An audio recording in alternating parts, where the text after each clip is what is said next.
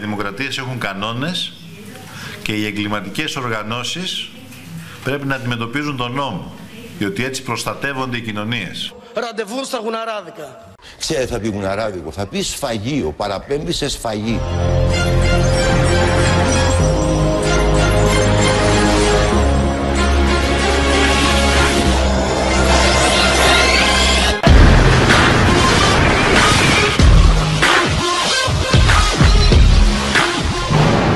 Είναι στιγμή της έκρηξης.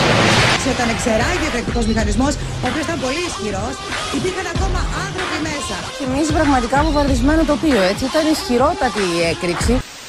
Γιατί μόνο για τη βία της Χρυσής Αυγής να μιλήσουμε, κυρία Κρυβοπούλου? Αυτό ήθελα να σας ρωτήσω. Γιατί να μην μιλήσουμε γενικά για τη βία στη χώρα? Γιατί ποιος έχει σκοτώσει άλλους ανθρώπους? Γιατί ποιος έχει σκοτώσει άλλους ανθρώπους? Δεν είναι πιο ενδιαφέρουσα συζήτηση. Δεν είναι πιο ενδιαφέρουσα. Προλίγου διάβαζα στο διαδίκτυο μια πρώην βουλευτή του ΣΥΡΙΖΑ, η οποία έχει κατεβάσει κατεβατά στο διαδίκτυο συμπαραστάσεως στον τρομοκράτη, ο οποίος είναι λέει πολιτικός επαναστάτης. Αυτό που σκότωσε τον άνθρωπο ψυχρό στην Πάρο, το μεροκαματιάρι ταξιτζή. Δεν τη βρίσκεται πιο ενδιαφέρουσα?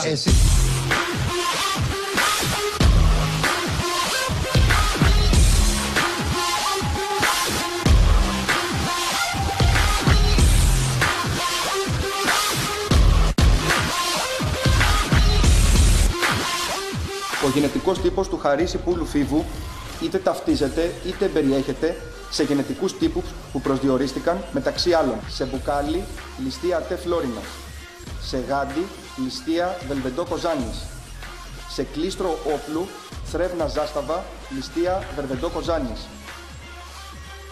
Είστε οι φορείς των πιο φασιστικών ιδεών στην Ελλάδα. Είστε αυτοί οι οποίοι υποστάνουν τη βία. Είστε αυτοί οι οποίοι καλύπτετε αυτούς που μπαίνουν μέσα στα πανεπιστήμια και δέρνουν τα παιδιά, δέρνουν τους καθηγητές και καταστρέφουν τη δημόσια περιουσία.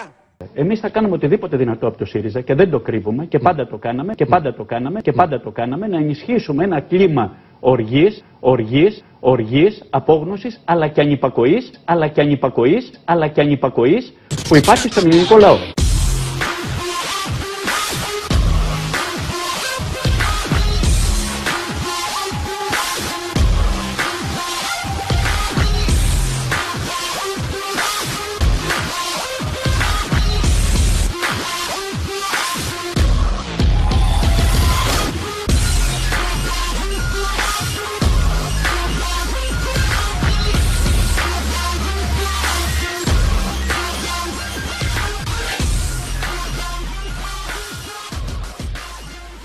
Μπορούμε να συγκροτήσουμε ξανά τα μικρά αριάκια του θυμού και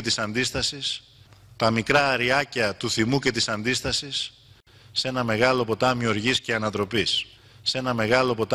και ανατροπής. Οργής, απόγνωσης αλλά και ανυπακοής. Δεν θέλω όμως να μιλήσω για τον εαυτό μου. Θέλω να σας πω ότι η Χρυσή Αυγή είναι μια οργάνωση στα όρια της παραβατικότητας και της νομιμότητας. Τη δημοκρατία την απειλεί προφανώς αυτός ο οποίος αμφισβητεί τις καταστατικές της αρχές, η Χρυσή Αυγή δηλαδή. Είναι αποδεκτό να θεωρούμε ότι είναι στυλοβάτη της δημοκρατίας ένα κόμμα το οποίο τη θεωρεί τη δημοκρατία à la carte και κατά κανόνα την παραβιάζει, και όταν την παραβιάζουν οι αντίπαλοι του με εγκληματικό τρόπο τσιρίζει, αλλά το ίδιο ότι εξακολουθεί να την παραβιάζει, αυτό το αποδέχεστε? Κάποιοι από τους νεαρούς, μεταξύ των οποίων ήταν και γιος βουλευτή του ΣΥΡΙΖΑ Τάσου Κουράκη,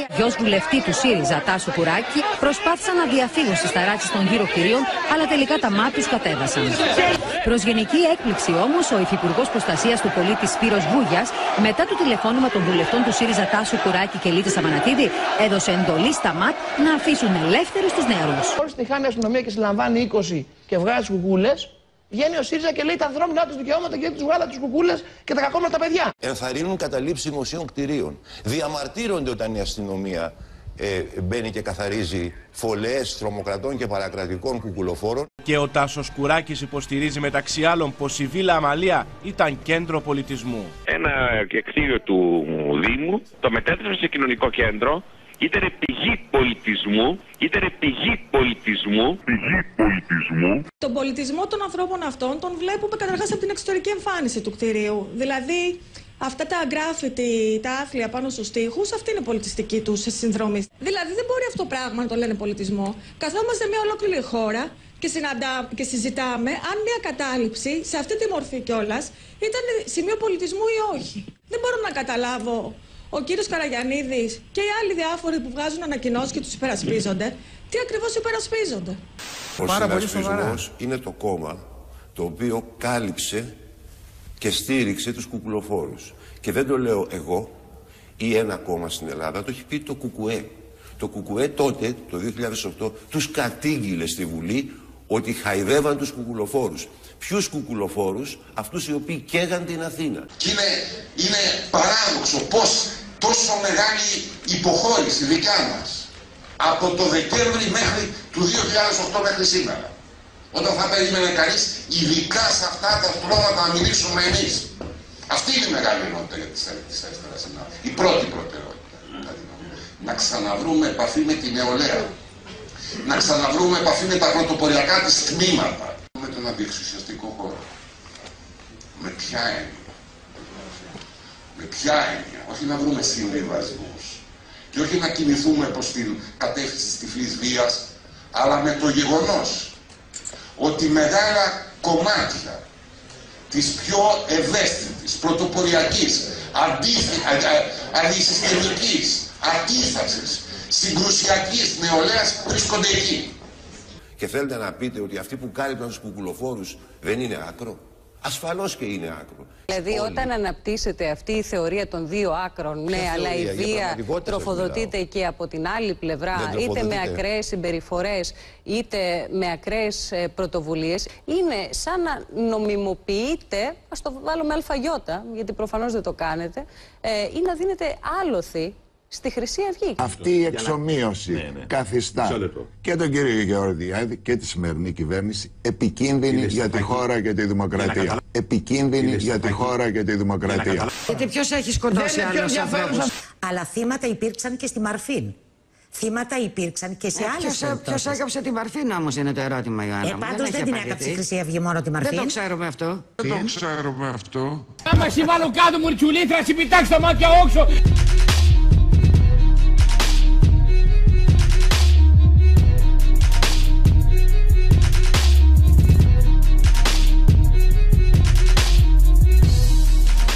Δεν ξέρουμε ποιος έκαψε τη Μαρφίν. Ούτε ξέρουμε ποιος έκαψε την Αθήνα. Ούτε ξέρουμε ποιος έκαψε την Αθήνα. Τι λες, μωρή? Τι λες, μωρή? Αν είχες τη δυνατότητα να στείλεις ένα μήνυμα σε αυτά τα εξοργισμένα παιδιά που είναι στους δρόμους σήμερα, τι θα τους έλεγες? Να μην ηρεμήσουν. Να μην ηρεμήσουν. Και έκανε το βιός των ανθρώπων. Και η Αθήνα ποτέ δεν ξανά έγινε όπως πριν, μετά τα γεγονότα του 2008. Το μαγαζί που κάψανε του Καρά. Τι εννοείται? Σε απόπειρες αυτοκτονίες έκανε. Τι εννοείται το ίδιο? Το κάψανε. Οι αντιφασίστες. Η δημοκρατική της που λέει Αυγή. Το κάψανε. Και έκανε 3 απόπειρες αυτοκτονίας. Εγώ δεν μπορώ να στήσω τα παιδιά αυτά υπακοή. Ακόμη και αν αυτό φέρει περισσότερη βία. Να διεκδικήσουν αυτό που τους ανήκει. Ξέρουν αυτά. Έχουν νου. Ούτε ξέρουμε ποιος έκαψε την Αθήνα. Ούτε ξέρουμε ποιος έκαψε την Αθήνα. Υπάρχουν άνθρωποι Χρεώσεις είναι. Ποιοι είναι οι αντιεξουσιαστές, κύριε Γεωργιάδη? Είναι οργανωμένα μέλη της άκρας αριστεράς. Ποιος το λέει αυτό? Ποιος το λέει αυτό? Ποιος το λέει? Μόνο η ασφάλεια το λέει αυτό. Δεν το λέει η αριστερά. Σας παρακαλώ πολύ. Εγώ σας παρακαλώ. Με τον αντιεξουσιαστικό χώρο. Και μου επιτέθηκαν καμιά 20 άτομα του αντιεξουσιαστικού χώρου. Μπορείτε να μου δείξετε μία καταδίκη από κάποιο κόμμα αυτού του φαινομένου βίας εναντίον εμού και της σύζυγου μου? Ξέρετε γιατί δεν υπάρχει? Γιατί όταν η βία προέρχεται από την αριστερά, για κάποιους θεωρείται καλή. Ποιος το λέει ότι προέρχεται από την αριστερά? Ποιος το λέει ότι προέρχεται από την αριστερά? Κουκούλες η αριστερά δεν φόρεσε ποτέ. Ας το διάλογο, Μαρή Σαλαμούρα. Ποιος το λέει ότι προέρχεται από την αριστερά? Οι αντιεξουσιαστές είναι από την αριστερά, κύριε Δημοκούλη. Τι να κάνουμε τώρα? Ελάτε τώρα. Έτσι είναι στον πολιτικό χάρτη. Μόνο εσείς το πιστεύετε αυτό. Η συντριπτική πλειοψηφία των δημοσιογράφων στην Ελλάδα έχουν πολιτική καταγωγή από την αριστερά. Για να μην κοροϊδευόμαστε. Για να μην κοροϊδευόμαστε. Γι' αυτό το λόγο, επί σειρά δεκαετιών, όταν και εγώ ήταν π.χ. το Πολυτεχνείο, δείξτε μου μια άλλη χώρα της Ευρώπης που μπορούσαν κάποιοι να καίμε το Πολυτεχνείο ανενόχλητοι, καθόμασταν όλοι και το κοιτάγαμε και συζητάγαμε αν έπρεπε να μπει η αστυνομία μέσα, δεν έπρεπε. Εγγυάστε τη ζωή μας, σας πάρω τους 3 σας, τους 2 σας, να πάμε σε ένα πανεπιστήμιο, οποιοδήποτε της επιλογής σας, να κάνουμε μια εκπομπή. Αυτή την εκπομπή που κάνουμε τώρα. Τι να πούμε μέσα στα πανεπιστήμια? Να μπούμε στο πανεπιστήμιο, όχι στο κτίριο. Να μπούμε στην πανεπιστήμιο που είναι του ζωγράφου. Έτσι και δεν του σουβλίζανε σαν τον Αθανάσιο Διάκο, εμένα γράψτε μου. Μπορούμε. Υπό όρους που νομίζω ότι. Ποιους όρους? Υπό όρους. Τι όρους, δεν θα διαπραγματευτώ εγώ όρους με κάποιους? Υπό όρους λέω. Τι όρους? Υπό όρους. Τι θέλετε να πείτε τώρα, ότι υπάρχει ένας χώρος στον οποίο υπάρχει τρομοκρατία απερίφραστη και διαπιστωμένη από όλους, η οποία τρομοκρατία αυτή ασκείται από την παράταξη του ΣΥΡΙΖΑ και τους συμμάχους της. Το θέμα είναι να μην αφήσουμε την ακροδεξιά να χτίσει κάστρο μέσα στη δημοκρατία.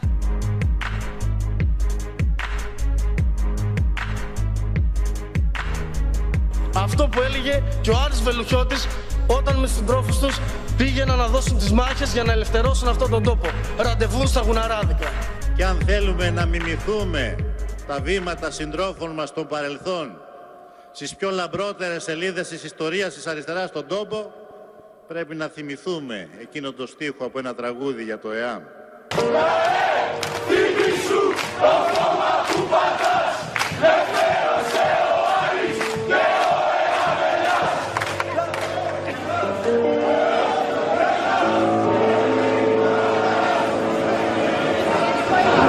ΕΑΜ Ελλάς με λιγαλάς, το σύνθημα των καταληψιών.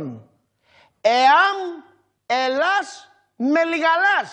Αυτοί είναι που θέλουν την ενότητα και την ηρεμία και την πρόοδο και κατηγορούν εμάς για φασίστες. Κατηγορώντας άπαντες ως φασίστες για να καλύψει τις δικές του φασιστικές συμπεριφορές. Πριν από λίγα λεπτά λοιπόν σημειώθηκε έκρηξη στα γραφεία της Χρυσής Αυγής στην οδό Σοκράτου. Η ισχυρή έκρηξη συγκλονίζει 19 λεπτά πριν από τις 11 τη νύχτα τα Πατήσια. Οι κάτοικοι της περιοχής πετάγονται ανάστατοι στο δρόμο. Το ανατριχιαστικό θέαμα που αντικρίζουν τους αφήνει άφωνους. Ο εκρηκτικός μηχανισμός εξεράγει όταν ο νεαρός, ο 15χρονος, είχε φτάσει σε αυτό εδώ το σημείο. Απορροφώντας το οστικό κύμα, το νεαρό κορμάκι του και διαμελίζοντάς του. Από τα θράσματα τραυματίστηκε ελαφρύτερα και η αδελφή του στο δεξιό μέρος του προσώπου. 3-4 λεπτά μετά έφτασε η αστυνομία. Βρήκε την μητέρα να ουρλιάζει, να κλαίει, να οδύρεται στη μέση του δρόμου.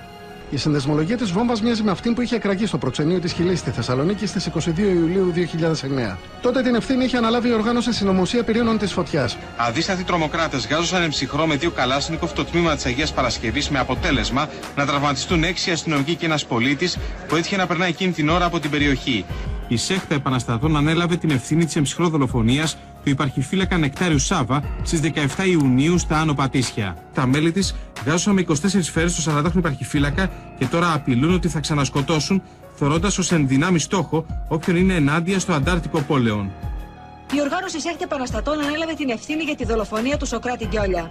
16 βολίδες έχουν πλήξει το κορμί του Σοκράτη Γκιόλια. Ακούστηκε μια γυναικεία φωνή να ουρλιάζει που πιθανολογώ μετά ότι ήταν της γυναίκας του. Δεν μπορεί να πιστέψει πως τα ξημερώματα της Δευτέρας έχασε το παιδί της από 16 σφαίρες όταν τρομοκράτες τον γάζωσαν έξω από το σπίτι του. Αν αυτοί ήσαν δεξιοί, ξέρετε, θα συνέβαινε. Θα είχε αναστατωθεί όλη η Ελλάδα. Προσέξτε το οξύμορο. Έχει κάνει η Χρυσή Αυγή ή άκρα δεξιά στην Ελλάδα τρομοκρατία. Έχει βάλει βόμβες. Έχει απειλήσει οικογένειες. Η άκρα αριστερά δεν είναι η μήτρα όλης της τρομοκρατίας με τα πολιτευτική Ελλάδα. Δεν έχουν φάρει στα χέρια τους με αίμα. Δεν βάζουν συνέχεια βόμβες. Δεν καταστρέφουν δημόσια κτίρια. Δεν απειλούν δικαστές. Τα πάντα έχουν κάνει. Και όμως αυτοί είναι οι καλοί, ενώ οι άλλοι είναι οι κακοί. Υπέρτατο καθήκον μου σαν πρόεδρος της Δημοκρατίας είναι να υπερασπιστώ τη δημοκρατία και τον ελληνικό λαό από αυτήν τη λέλαπα που επέρχεται.